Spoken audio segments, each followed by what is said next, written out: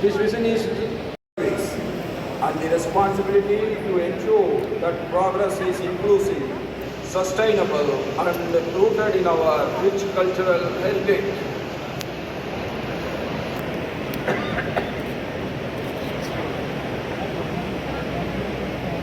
That every great nation is built by the citizens who led and who continue to move forward with the determination and visions. I am also very happy to observe a powerful and consistent trend across convocations. Also contribute back to the university and also to society at large. I hope your endeavors will be very successful as it is on today. May you succeed in your personal endeavors and may you play a meaningful role in the realization of the great vision that Viksit Bharat by 2047. And with these words, I once again wish you all every success. Jai Hind, Long live Mother Bharat.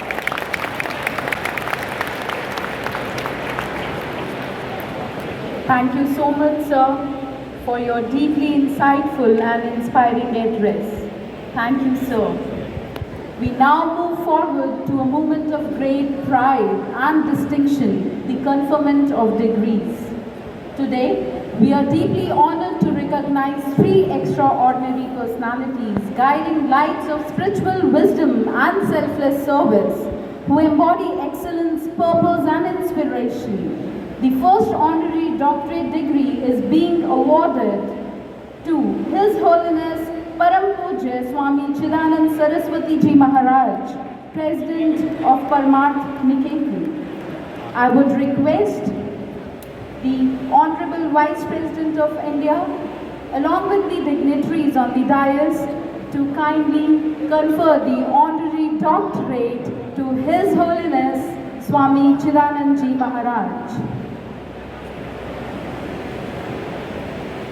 परम पूज्य स्वामी चिदानंद सरस्वती जी महाराज परमार्थ निकेतन आश्रम ऋषिकेश के अध्यक्ष हैं, जो एक प्रमुख अंतरधार्मिक आध्यात्मिक संस्थान है।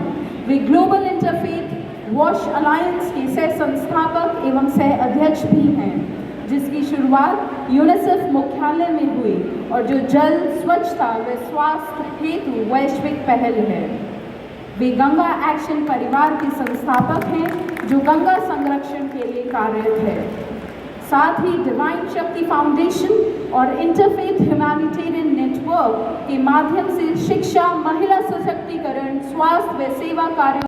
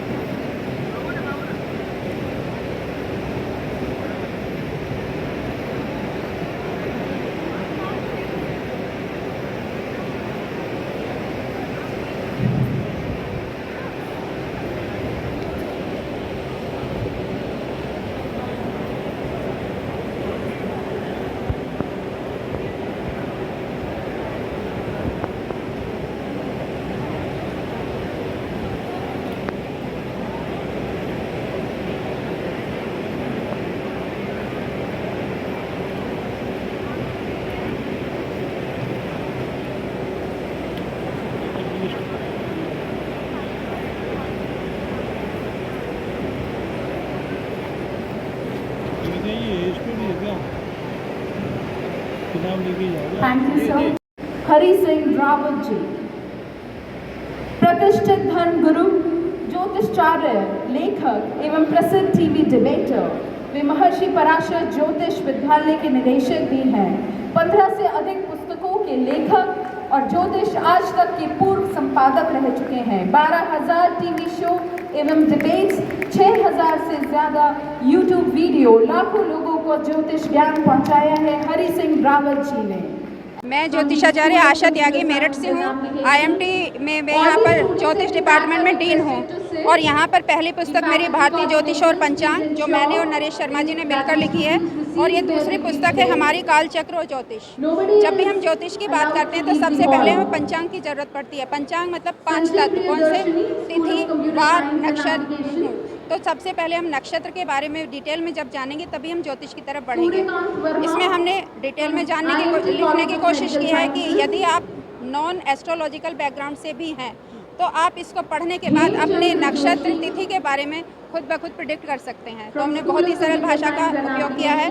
उसके बाद आते हैं कि 7 हमारी जो मतलब नक्षत्र हैं हमारे 27 और हमारी 12 राशियां हैं, 9 ग्रह हैं, वो किस तरीके से हमको इफेक्ट करते हैं, उनका कैसा स्वभाव है। तो इन दोनों ही किताबों में अभी रावत सर ने अपने उसमें कहा कि इतनी सरल भाषा में हमने लिखने की कोशिश की है कि जो नॉन एस्ट्रोलॉजिकल भी है वो भी इसे कर सकता है। हमारे IMT में ज्योतिष का अभी सर्टिफिकेट कोर्स का एग्ज़ाम होने वाला है 23-24 को और हमारे 50% रजिस्ट्रेशन हो चुके हैं। मैं ज्योतिष के फील्ड में 20 साल से हूँ, लेकिन मेरा जो इंटरेस्ट है वो चाइल्डहुड है। उस टाइम मैं सिर्फ न्यूमरोलॉजी और पामिस्ट्री करती थी, लेकिन 20 साल से मैं परमानेंट हूँ। वैसे मैं एडवोकेसी में भी रही हूँ। 30 साल पहले मैंने 5 साल क्रिमिनल में प्रैक्टिस की है। ये किताब अगर आप अपने बारे में जानना चाहते हैं कि कौन सी तिथि हमारे लिए शुभ है, कौन सी तिथि किसी काम के लिए त्याज्य है यानी वर्जित है, तो आप इसको अगर खरीदते हैं तो आपको इसमें जानकारी मिलेगी कि इस स्थिति में हमें ये काम करने चाहिए या नहीं करने चाहिए। जैसे हम कहते हैं कि गंडमूल नक्षत्र, यदि किसी बच्चे का गंडमूल नक्षत्र में जन्म होता है तो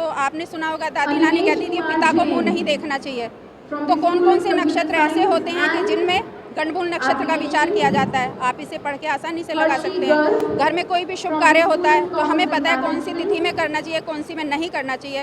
तो इसको आप ये समझिए कि पंचांग की विस्तृत जो हमने नॉलेज देने की कोशिश की है। उससे पहले मेरी 30 साल पहले जो है भीगी पलकों से काव्य पुस्तक छपी थी, काव्य संग्रह।